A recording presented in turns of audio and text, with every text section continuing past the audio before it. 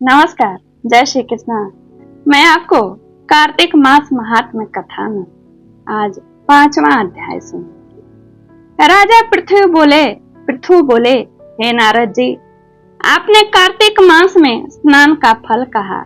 अब अन्य मासों में विधि पूर्वक स्नान करने की विधि, नियम और उद्यापन विधि भी बतलाइए। देवर्षि नारद ने कहा, हे राजन, आप भगवान विष्णु के अंश से उत्पन्न हुए हैं, अतः यह बात आपको ज्ञात ही है। फिर भी आपको यथोचित विधान बतलाता हूँ। अश्विन माह में शुक्ल पक्ष के एकादशी से कार्तिक के व्रत करने चाहिए। ब्रह्म मुहूर्त में उठकर जल का पात्र लेकर गांव से बाहर पूर्व अथवा उत्तर दिशा में जाना चाहिए। दिन में या सायंकाल में कान में जनेऊ चढ़ाकर, पृथ्वी पर घास बिछाकर, सिर को वस्त्र से ढककर, मुंह को भली भांति बंद करके, थूक और सांस को रोककर मल व मूत्र का त्याग करना चाहिए। तत्पश्चात मिट्टी व जल से भली भांति अपने गुप्त अंगों को धोना चाहिए। उसके बाद जो मनुष्य मुख शुद्धि नहीं करता, उसे किसी भी मंत्र का फल प्राप्त नहीं होता। अतः दांत और जीभ को पूर्ण रूप से शुद्ध करना चाहिए और निम्नलिखित मंत्र का उच्चारण करते हुए दातून तोड़नी चाहिए। हे वनस्पति, आप मुझे आयु, कीर्ति, तेज, प्रज्ञा, पशु, संपत्ति, महाज्ञान, बुद्धि और विद्या प्रदान करो। इस प्रकार उच्चारण करके वृक्ष से 12 अंगुल की दातून ले। दूध वाले वृक्षों से दातून नहीं लेनी चाहिए। इसी प्रकार कपास, कांटेदार वृक्ष तथा जले हुए वृक्ष से भी दातून नहीं लेना चाहिए, मना है।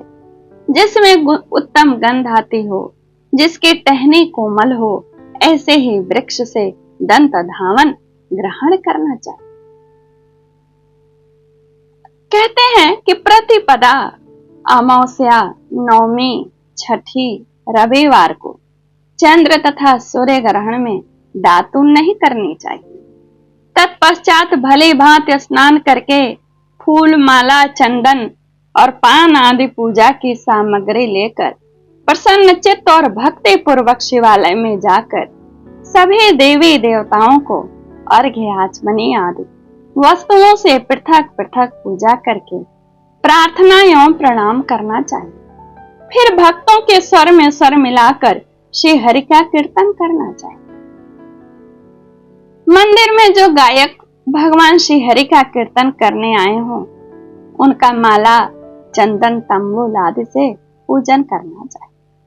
क्योंकि देवालयों में भगवान विष्णु को अपनी तपस्या, योग और दान द्वारा प्रसन्न करते थे, परंतु कलयुग में भगवत गुणगान को ही भगवान श्री हरि को प्रसन्न करने का एकमात्र साधन माना गया है।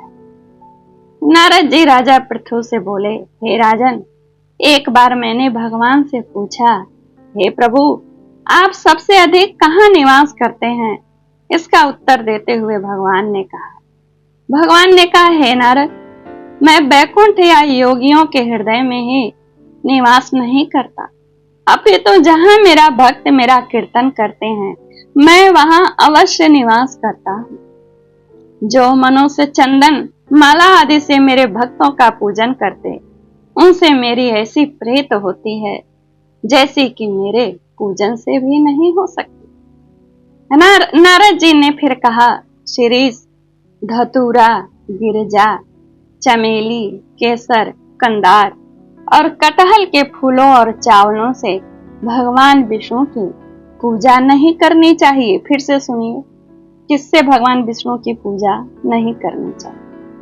शिरीष, धतूरा, गिरजा, चमेली, केसर, कंदार और कटहल के फूलों और चावलों से भगवान विष्णु की पूजा नहीं करनी चाहिए।